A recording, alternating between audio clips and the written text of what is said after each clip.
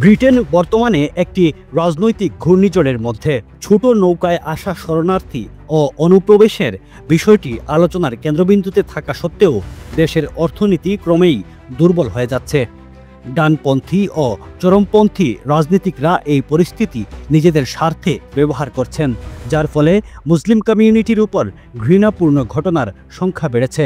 Home অফিসের তথ্য অনুযায়ী 2024 সালে ধর্মীয় ঘৃণা অপরাধ 25% বৃদ্ধি পেয়েছে, যার 38% মুসলিমদের লক্ষ্য করে। অনেক মহিলা নিজেকে জনসম্মুখে নিরাপদ মনে করেন না। সরকারি নীতি ও আইন কঠোর হলেও অনুপ্রবেশ আটকানো সহজ নয়। ইউকে ফ্রান্স নতুন চুক্তি এবং 2025 সালের ইমিগ্রেশন বিলের মাধ্যমে উদ্যোগ নেওয়া হয়েছে।